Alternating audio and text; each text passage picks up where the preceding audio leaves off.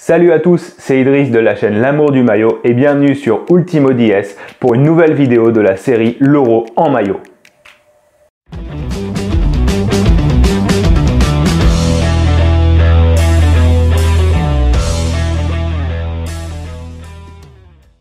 Ça y est, le match d'ouverture de l'Euro se tiendra dans quelques heures à Rome et pour débuter ce tournoi de la meilleure des façons, on va parler un peu des deux équipes qui s'affrontent ce jour-là, à savoir l'Italie et la Turquie. De prime abord, on pourrait penser que les maillots de la Turquie et de l'Italie n'ont rien à voir, n'ont aucun point commun. Pour autant, quand on s'y penche de plus près, on remarque que ces deux sélections s'appuient sur un fort partenariat historique avec leur équipementier, un partenariat qu'elles ont débuté quasiment en même temps. Les Italiens ont rejoint Puma au 1er janvier 2003, tandis que la Turquie, elle, a changé d'équipementier, elle est passée de Adidas à Nike courant 2003. C'est-à-dire qu'elle a baptisé ses premiers maillots Nike durant les matchs amicaux du mois d'août 2003. C'est toujours un peu particulier de voir des sélections changer de maillot au cours d'une phase. C'est-à-dire que généralement, les équipementiers essayent de s'arranger pour signer un nouveau contrat ou pour arriver sur le maillot d'une sélection après une grande compétition. Mais là, c'était pas le cas. Si vous êtes abonné à ma chaîne, d'ailleurs, je vous conseille d'aller le faire si c'est pas le cas,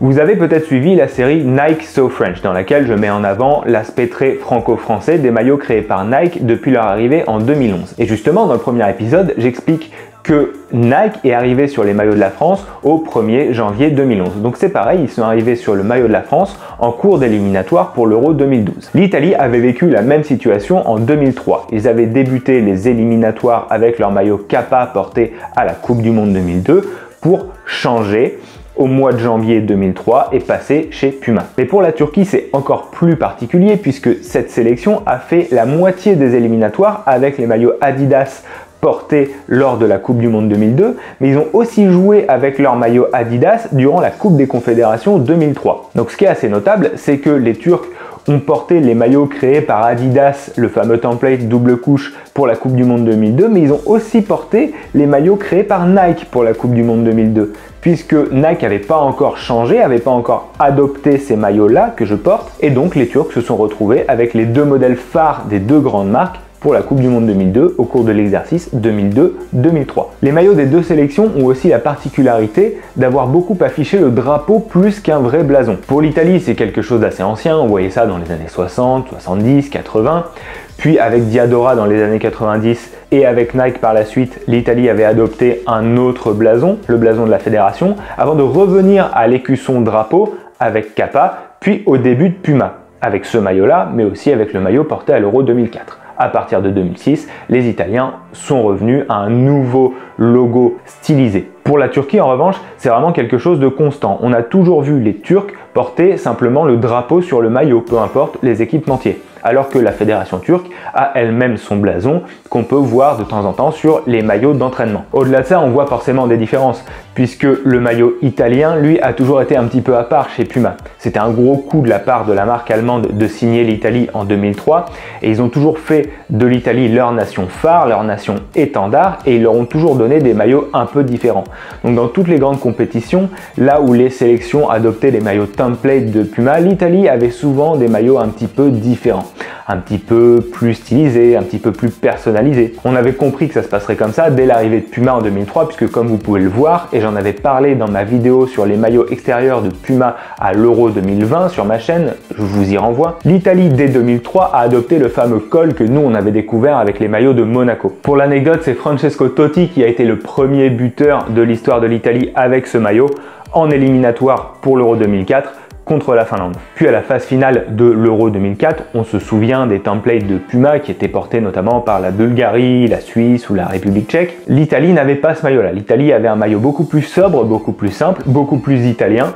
Donc c'est quelque chose qui était vraiment novateur. On note aussi que l'arrivée de Puma a marqué une sorte de changement au niveau de la fédération italienne. Avant l'arrivée de Puma, il était dans les statuts de la fédération stipulé que les joueurs ne pouvaient pas porter de marque sur le maillot. Donc tous les maillots italiens sur le terrain ne comportaient qu'un blason et non pas le logo de l'équipementier. C'est quelque chose qui a changé avec Puma. À l'arrivée de Puma, la règle a été balayée et le logo de Puma apparaît depuis sur le maillot de l'Italie. Le rapport de la Turquie à Nike est forcément différent puisque la Turquie, elle, est une nation de moindre envergure. Donc forcément, ils ont souvent eu des maillots template signés Nike. Pour autant, Nike a vraiment fait l'effort avec la Turquie de leur conférer des maillots un petit peu plus personnalisés. J'en ai parlé dans mon top 5 des maillots domicile de l'Euro sur UltimoDS, une vidéo vers laquelle je vous renvoie, et j'ai expliqué qu'un template, il est ce qu'il est, mais il est aussi ce qu'une marque décide d'en faire. Et la Turquie a eu la chance, malgré son statut de nation un peu mineure chez Nike, d'avoir souvent des maillots personnalisés. Et c'était quelque chose d'autant plus frappant à l'Euro 2016. À l'Euro 2016, il valait mieux pour une sélection faire partie des nations un petit peu mineures, puisque c'est ces nations-là, paradoxalement, qui avaient les maillots les plus personnalisés. On l'a vu avec la Pologne, avec la Croatie, mais aussi avec la Turquie, tandis que les équipes les plus prestigieuses avaient des maillots certes plus technologiques, mais c'était vraiment des maillots qui étaient copiés-collés et sur lesquels seules les couleurs changeaient.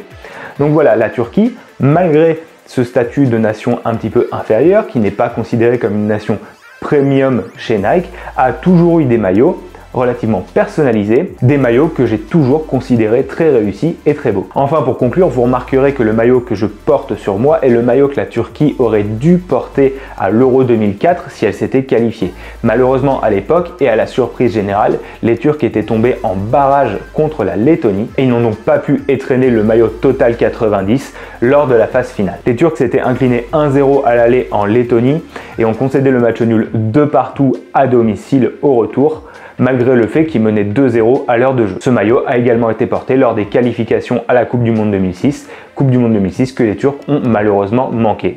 Voilà donc qui conclut ma vidéo Italie-Turquie. Donc vous voyez quand même que c'est des partenariats assez historiques puisque ça va faire 18 ans maintenant que l'Italie est équipée par Puma et que la Turquie est équipée par Nike. Dites-nous en commentaire quel maillot vous préférez dans l'histoire de l'Italie et l'histoire de la Turquie. Évidemment, pensez à vous abonner et activer les notifications sur la chaîne UltimoDS, mais aussi sur ma chaîne Amour du Maillot. Vous trouverez tous les liens en description. Moi, je vous souhaite d'ores et déjà un bon Euro. Profitez de ce match d'ouverture. On se retrouve très vite durant la compétition pour parler de maillot. Ciao!